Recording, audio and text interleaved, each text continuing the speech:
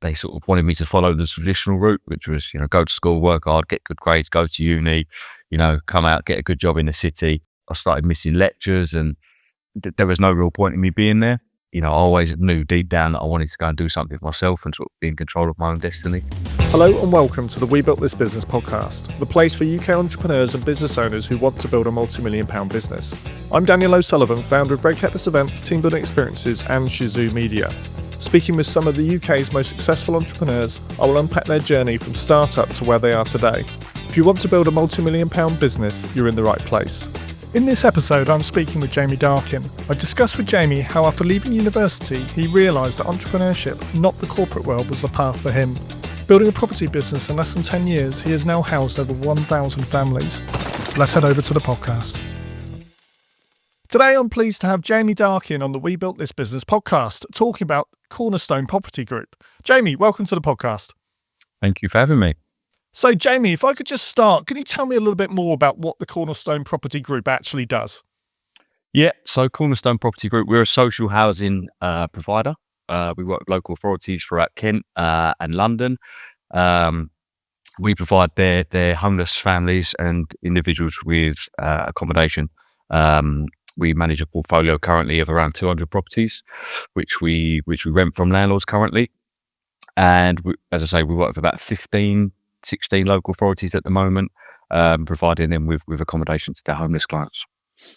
And did you say that was located in Kent, did you say? So we are based in Gravesend in Kent. We cover pretty much the whole of Kent, from sort of Dartford all the way down to Ramsgate, Margate, that area, and into Folkestone as well. So we cover quite a large patch as we've been growing the last couple of years. So yeah, it's been good. I mean, our team's growing. We're a team of 9, 10 at the minute. So we're expanding our maintenance team on the road at the minute, because they have to make sure that all the properties are maintained and looked after and turned around as quickly as possible. But yeah, that's where we're at the minute. Fantastic. So 200 houses, that's a lot of houses to look after. So what does the Cornerstone Group actually do for those? Are you finding tenants or are you maintaining the properties? Everything. So on a day-to-day basis, we might get landlords approach us. We offer them quite a good service in terms of we offer them long-term leases. We have, as I say, we have our own internal maintenance team, so we're looking after the property. We've got our own property management team in the office, so they're looking after the compliance, they're looking after the ingoing and outgoing occupants. So a landlord will approach us, and they might have a vacant property, and we will take that onto our portfolio. We then work with the local authorities that we deal with, and source suitable accommodation for their clients. So that may be a family, a mother, 2 or 3 children fleeing domestic violence, and they may go into a 2-bedroom house, for example, until they're found suitable accommodation later down the line.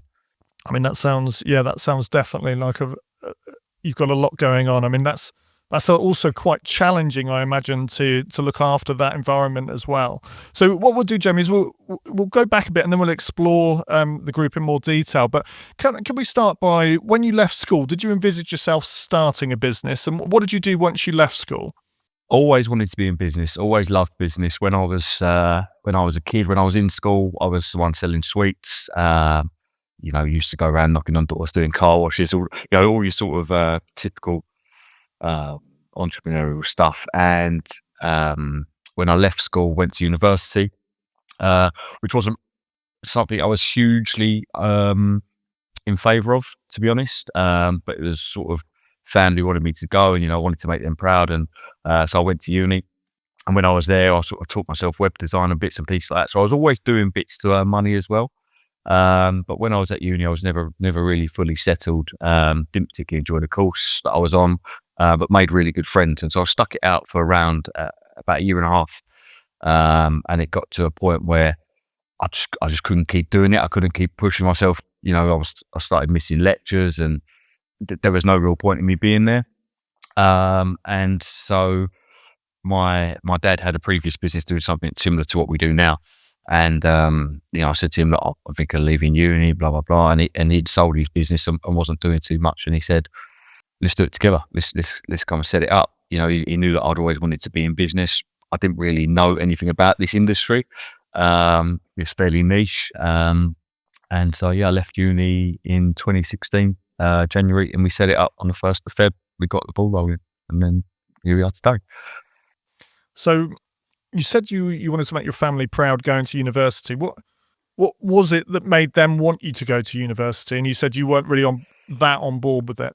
Yeah, I think I enjoyed my time at sixth form, but I was kind of ready to go and do something different. I live with my well, at the time, with my mum and my nan and my brother, and they both come from, you know, insurance background, and they're quite safe, you know, sort of steady people, and they've done really well.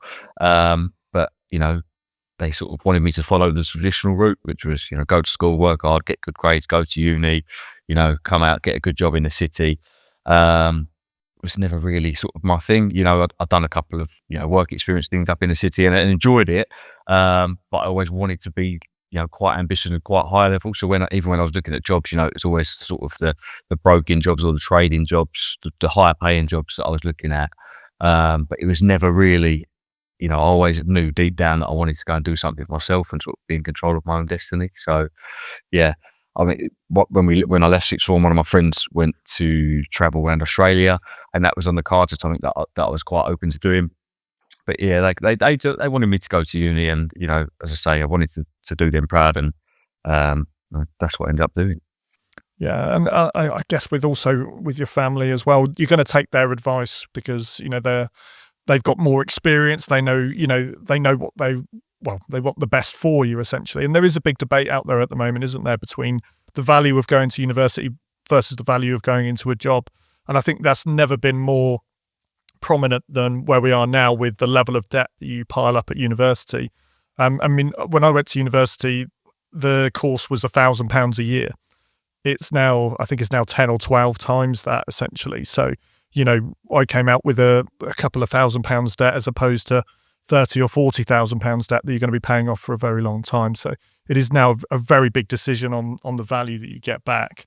So when you started the business with your dad, Jamie, what did the business look like? For example, were you the managing director? Was he the managing director? Obviously, being a family-run business, working with your dad every day, that's got to be something that you need to establish from day one.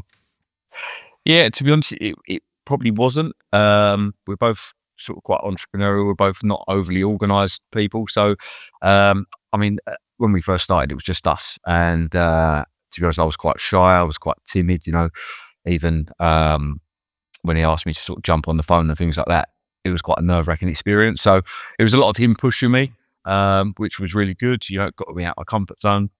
And we were just sort of muscling through, really, you know, trying to each day generate more properties, building relationships with councils. We was pretty much doing everything. And as the sort of, you know, the first year, 2 years went on, and we started to get busier, you know, our days become busier, but I started to take over more of the operational side.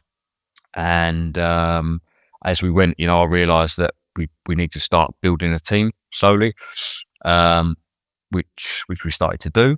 And like most businesses, you know, you come across challenges in doing that. You know, you make a few wrong hires, you make a few right ones. And, you know, as I said, you know, we're a team of 10 of us now. And yeah, we're slowly building into that, which is good because I'm now mostly detached from the operational side of the business, which is good because it's not my skill set. And I'm focusing driving the business forward and building those relationships and trying to sort of put the deals together to move the needle on a bigger scale now. So yeah, it's exciting. It's good times. So when you first started, what was the one thing that was the most challenging thing that you experienced? Probably it was generating the properties. I mean, we had connections. We didn't have a lot of money to invest in the business. So every month, you know, for example, you know, we rent all our properties from landlords, so we have to pay the rent in advance and we bill in arrears. So there's always some working capital that's needed to get a property, to get it furnished. You know, there may be some work that needs to be done in there. So it was quite hand to mouth at the start. You know, we'd take some, you know, put some money into the business at the first of the month, take a few properties, invoice for them, take the money back out because we needed it to live. And it was kind of like that. And I remember this very well. We was always chasing to get to 40 properties as quickly as possible because we knew that that's when the cash would really start to generate. And then we could reinvest that back into business rather than keep reinvesting our own money. So that was probably the biggest challenge at the start, and it took us a lot longer than we wanted to. And once we sort of got over that hurdle, it then became a lot easier. Yeah, I mean, having a goal is obviously critical, isn't it, to knowing where you're going as well. Like you said, once you've got that number, you somehow find a way to hit it or almost go for it. And once you hit 40, was that at that point that you thought this business is going to work? I think we knew it was going to work. I think we knew that the demand was there. We knew that the service we could offer was good. As I say, my dad had previously run a similar business, which he'd sold. So we knew that the model was right. It was just then, it was just, as I say, sort of hustling through to get to that number, just because then we knew that from a cash flow perspective, we were profitable. We was able to actually earn money to live. And then the business generated its own cash to reinvest to keep growing. So that was always like our magic number, and it was always like the sort of the light at the end of the tunnel. As I said, it took a lot longer than we wanted, but as soon as we got there, it was good, and we could start ramping up and growing. I wanted to move on to one of your challenges that we stated before talking today. One of them was lack of knowledge. So obviously the course you did at uni, was that business related? That was my attention. So it was business information technology, I think it was called. And, as I said, I taught myself how to design websites and things mainly as a business thing to earn some money. But I was always interested in the business and thought that'd be quite a nice bolt on. And what I really established when I joined is that it was more how to make IT work for business. So it's how to build databases and different systems that would then help a business thrive, which wasn't really what I wanted to do. I wanted to learn more the theory side of things. And to be honest, looking back, you don't really need, the best experience is from going out and doing it and sort of learning the hard way. So in terms of what I actually took from uni, there wasn't really anything that I could then apply to business. So it was really starting from scratch anyway. And how have you gone about building that knowledge over time? Well, I think at the start, it was taking stuff from my dad, and it was, more, so there was more life skills at the start, and building up confidence and how to, we deal with people, at completely different ends of the scale. So we are dealing with people who are completely vulnerable and need housing today because they're homeless. And we're dealing with multi-millionaire landlords who have got 50, 60, 70 properties and, living a completely different life. And I had to learn how to be able to communicate with both of those people on a level, and to be able to communicate effectively, to get the right outcomes for ourselves and for them. So that was the real thing at the start, was sort of thrown in the deep end and sort of find my feet with that. And as I've grown, particularly in the last 2-3 years, I've invested a lot in my personal development, in my own education, as part of the reason why I'm doing podcasts now and building my LinkedIn profile, because I've learned a lot from people who share online, a lot from books, podcasts. I've recently joined mentorship programs and things like that, to expand my knowledge and bring experience from people who have been there and done it. And that particularly over the last year or so has really started to compound, because we're now sort of making bigger jumps along the way, which is good for myself and for the business. So yeah, I mean, I think learning from others is really, really underrated. When the vast number of resources that we have out there now with podcasts are fantastic. You've also got all the YouTube videos. I mean, when I started, I was reading books, and that was pretty much all you had. You had, Peter Jones and the Dragons had written, an autobiography each, and Alan Sugar and Richard Branson. You pretty much had those books, but you didn't really have any kind of business leaders sharing their knowledge of how they actually build their businesses. So it is really powerful, all the information. The trouble is, the only one downside is we've got too much information now, and it's who to listen 100%. to, right? Yeah. You get information overwhelm a lot. And to be fair, that's something I have struggled with, because I'm a little bit addicted to learning. Any sort of spare time, I want to listen to a podcast, a new ebook, or like say YouTube videos, whatever it may be. And sometimes you can take on too much that you can't then take action on the things you're learning because you don't really know where to start. So I've kind of scaled that back and just focused on a few people that I sort of admire and taking the steps that I want to take, and then trying to sort of pick different parts of what they're doing that I can then implement, which has been fantastic, because then we're actually seeing the signs of that. Yeah. And, they've been there and done that. And they're also doing it in the modern environment, isn't it? Because, 5 years ago, you didn't have TikTok marketing, video marketing wasn't quite as big as it is now.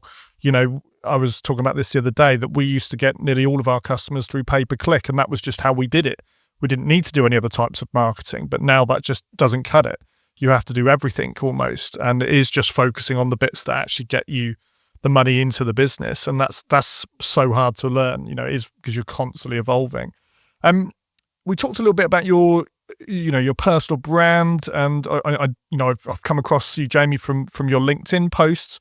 What has driven the kind of desire to build your brand on LinkedIn? I think it's, basically exactly what I just said, that I've learned a lot from people who have given value and who have shared. And, at one stage in their journey, they was where I am. And, they've gone on and they've obviously learned from people above them. But, mainly there's a few reasons really. One, to inspire younger entrepreneurs. I'm still relatively young, 29 at the minute. And I started my business when I was 19. So if I can help those people who are in the early years from the lessons I've learned and the years it has taken me to learn those lessons, that's a nice thing to do. It makes you feel good and it helps them. Another big point is sort of like personal accountability. If I'm talking about something and a sort of certain way I like to do things, or something I've learned, it makes me practice what I preach as well. So it's making me a better business person, as well as trying to inspire others, like I say. And have you seen any benefits so far from building that personal brand? Because I know that's one of the big issues with having that resource being put into a personal brand, that you look at the end of the year or end of the month and you go, have I actually generated any opportunities, leads, benefits as a result of that? To be honest, I've got a long-term approach to it, and I try to think of it a little bit like a sort of like a property investment, or some form of investment, stocks or shares, whatever it may be, because that's what it is. And I think over the time, I've only been at it now for 5-6 months or so, so it, in the grand scheme of things, not a long time at all. And my approach is that in 3, 4, 5 years' time, that compounding effect will then sort of generate more leads and things like that. I've been on another podcast, I've got a couple more lined up, so I'm already seeing the fruits of that come out, and we've had some business opportunities from it, but probably not masses at the moment. And I think that's the difficulty that most people sort of struggle with, is that they want instant wins, they want things to happen yesterday, which we all want. That's just not the reality all the time. And so I'm really trying to have that sort of long-term mindset to it. And if a certain post doesn't do well or doesn't go viral, it's not the end of the world, because there's a bigger picture. Yeah, we're part of that now culture, aren't we? Where we expect everything to almost reap rewards instantly. But I mean, it's a very big cliche, but business is definitely a marathon and not a sprint. And same with podcasting. I mean, we've committed to doing an episode every week for 5 years, and that was the first commitment that I made when I started. And we're almost coming up to our first year of committing and completing that commitment. And I know that in 2 or 3 or 4 years' time, we'll start seeing more and more, people following the show, more people getting benefit from it, and that's what we're looking for. We know that it's not going to be bang, release a few episodes and suddenly you're on Dragon's Den. It just doesn't happen that way. Unfortunately, you've got to build over a long period of time. Yeah, I completely agree. I was listening to something the other day, and I can't remember the guy's name, but it took him, I think it was 7 years to get to 100,000 subscribers on YouTube, and it took him a year to get to 200,000. So it's that constant compound, and keep sort of grinding at it. And once you tip the scales, but you have to put the work in to get there. That's it. And most people see the finished product and they don't want to see the journey they've been on, right? So 100%. If they look back and all these YouTubers and people that have been doing it for years and years and years, and they just think they've always been had hundreds of thousands of followers, but then they go back to day one and they're like, oh wow, it was a completely different person that started that 5, 6, 7, 8 years ago compared to what they are today. And it is really like thinking that long term, almost thinking with the end in mind. So Jamie, wanted to move on to some of the businesses that you've started along the way. First of all, so you've got the Cornerstone Property Group. but you also started additional businesses. What was the reason for starting additional businesses, and two, obviously, what are the types of businesses that you started? Um, I think just the entrepreneurial bug really has been has been I'd say the issue there, because they're probably looking back at all mistakes because their business is no longer there. Cornerstone's been our sort of bread and butter. It's the fundamental business that we've always had the focus to build. But along the way, we have had furniture shops because, to be fair, there was some synergy there because we furnish all of our properties, so we had excess stock, and we thought, well, we maybe have to sell some to the general public. That didn't work. We had a salon. We tried to do an online clothing brand. What else have we had? There's been a few others in there, to be honest, that have just left me now. But I wouldn't advise that, especially in the early days of setting up a business. I think you need to have focus on building the main thing, and the other ones can be distractions and take you away from that. So yeah, if I would go back in time, I wouldn't have done that. But I guess you learnt from each of those experiences. Yeah, I mean, you always learn.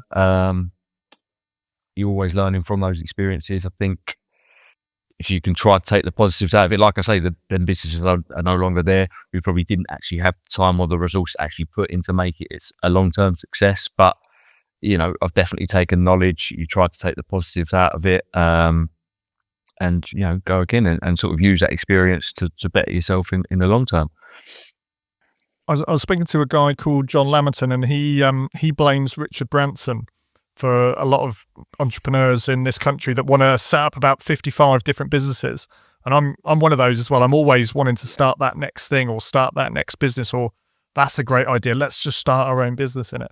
And it almost he put it down to, I read Richard Branson's book, and from then on I thought I had to run 10 different businesses. I never thought I could just run one. I thought I had to run different ones. And it's that focus mindset that sometimes just causes, if you've got too many things going on, nothing succeeds, right? I think there's the main thing I've learned when it comes to businesses, you have to understand what your strengths are, but also more importantly, what your weaknesses are. And for me, I am more that entrepreneurial person. I'm not organized. I'm good at coming up with ideas, but I'm not good at getting them pushed through. And what I've realized is, as I've gone on, that, sort of management style people in your business are really important, because you can come up with ideas and they can then implement it. They can look after the staff and sort of manage the day-to-day operations.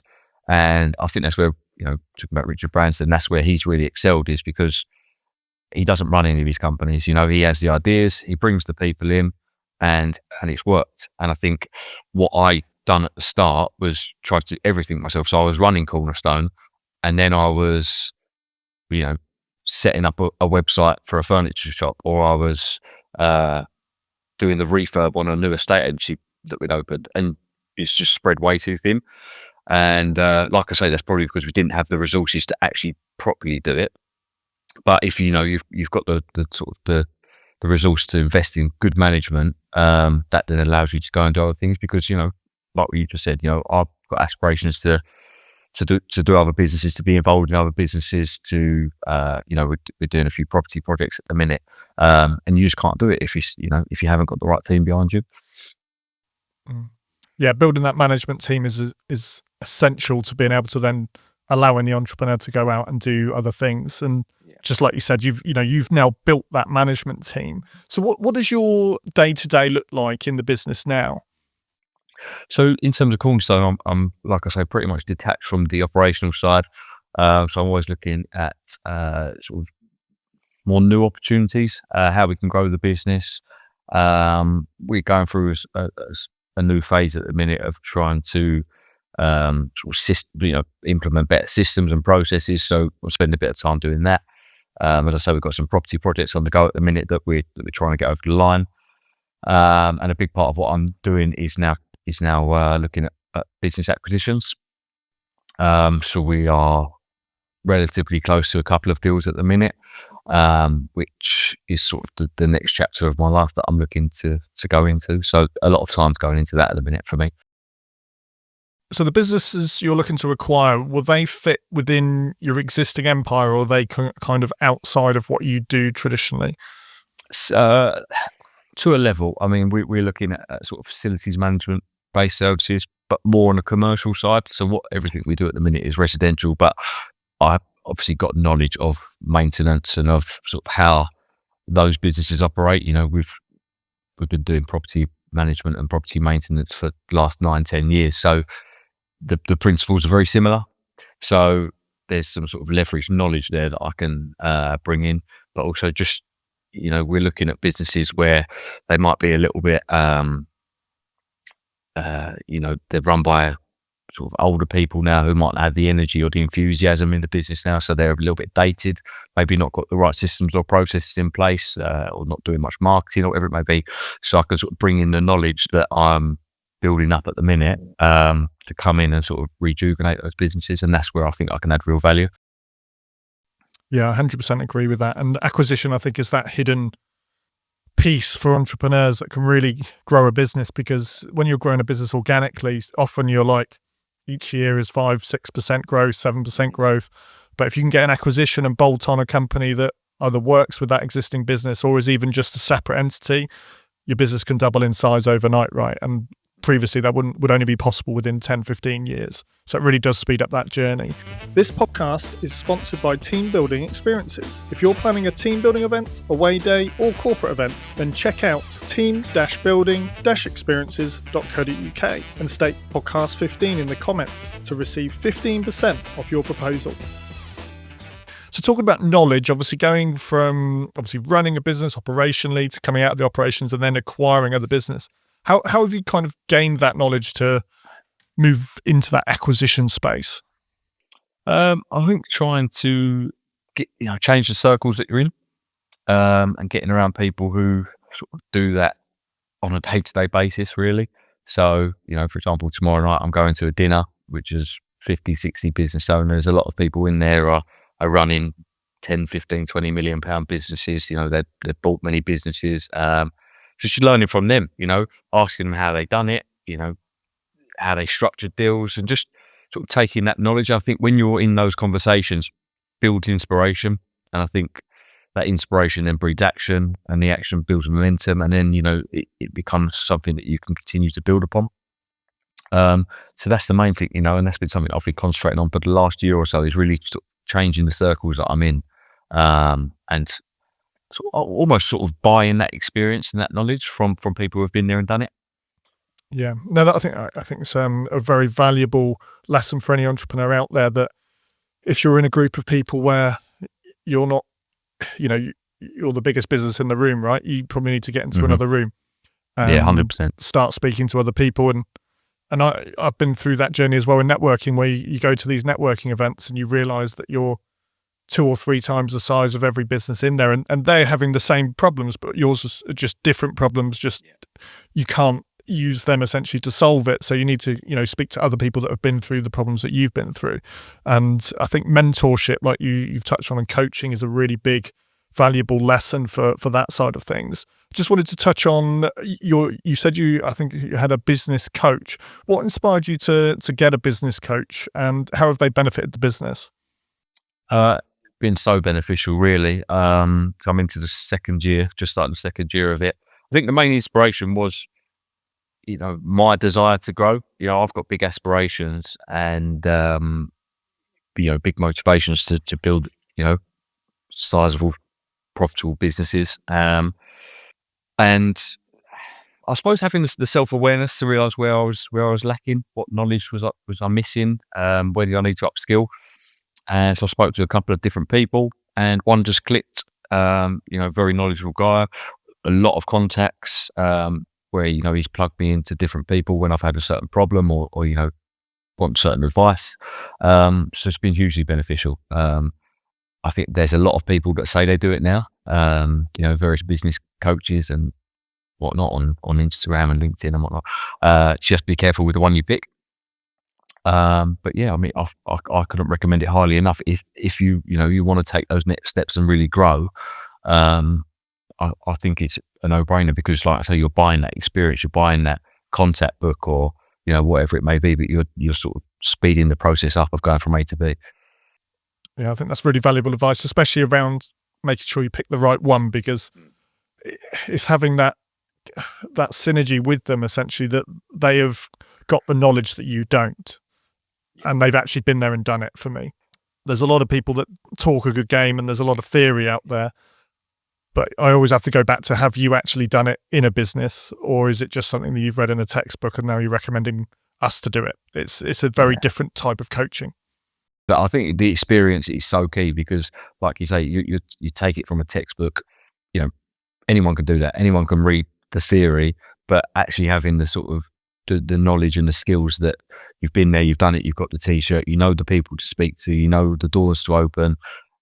You can buy it, and that's what I'd recommend to people. But making sure that you're buying it from the right person is fundamental. Yeah, 100% agree. Some of your successes, Jamie, I wanted to touch on one that I read, which is absolutely amazing. You've housed 1,000 homeless families. Yeah, I think it's over that now. I don't know the exact number, so I just say over 1,000, which is great. People come to us when they're pretty much at their lowest. And they've had traumatizing life events. They need somewhere to live. More often than not, they've got children. More often than not, got multiple children. So to be able to give them somewhere to roof over their head and it's warm, it's good. It's good feeling. And the fact that we're able to do that good and have a business out of it, is perfect, really. Yeah. And so where do you fit in with obviously the council in Kent, for example? And I think you said you're expanding into Essex as well. Is this a model that you could potentially take nationwide? Yeah, something we've considered, something we've looked at franchising. So we've considered it, as I say. So we've always been based in Kent.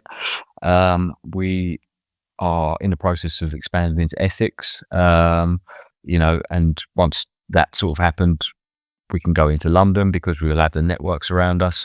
It's something that we've looked at franchising potentially. So there is, definitely the potential for sure. So let's talk about the future of JD Enterprises. So you've obviously got your acquisition side going. You've got obviously the expansion of Cornerstone. Where do you see all of your companies in the next, say, 3 years? I think Cornerstone's just on a natural trajectory, if I can get my words out.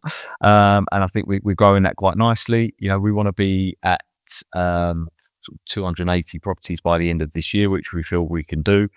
The other side of things, like I mentioned with regards to the business acquisitions, we're looking at building a group in the sort of facilities management space. So we're down the line with a couple of businesses at the minute, which we'd like to get over the line. And a lot of my focus will go into that and trying to build that group up. And as I say, we've also got some exciting property deals that we're working on at the minute. So new build development, sort of a few land deals as well. So there's a lot going on. It's very busy, which can sometimes be overwhelming. So as I touch on my previous point, is making sure I've got the right team around me to make sure that everything keeps moving, and I now want to stay in a position where I'm focusing on the sort of the higher value tasks, the things that trying to get the deals over the line or get the funding in place, the things that without sounding big-headed, not everyone can do, and then let people who are better than me deal with the organisation and the logistical side and things like that. Yeah, I think that's a big part of being an entrepreneur, is learning, like you said earlier, where your strengths are, and then bringing people in to look after where you're not so strong. And that's obviously something which you've identified. You can bring in that management team, and they can run that business for you.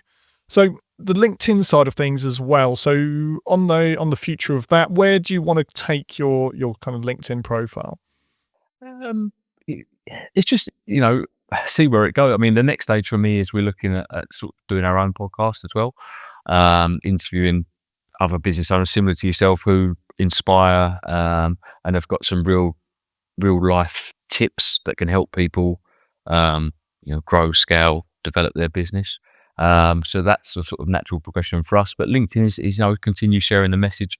Sort of the goal over the next few months is to pull back the curtains a little bit more on what we're doing internally. I'm sharing a lot of my knowledge and experience at the moment, but we want to pull back the curtains and do some more behind the scenes stuff. And sort of once we get some of those business acquisitions over the line, look, give me some case studies, where the business is at, what our plans are, how we're going to do it, and documenting the journey. So that's really exciting as well, because that will, again, hopefully inspire other people. But as I say, hold me and my team accountable. If we say publicly online, this is where we want to go with a certain business, we're kind of setting that goal for ourselves that we have to hit. So yeah, that's where we're going.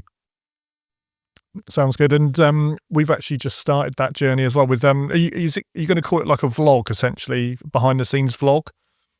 Yeah, we haven't sort of developed exactly how it's going to work yet, but potentially we may do it on video, may do it on YouTube, it may just stay on LinkedIn.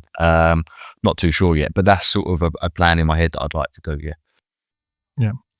No, sounds really exciting, Jamie. You've got so much going on as well that I'm sure there'll be loads of content to share with everyone. I've just got 3 final quick-fire questions for you, Jamie.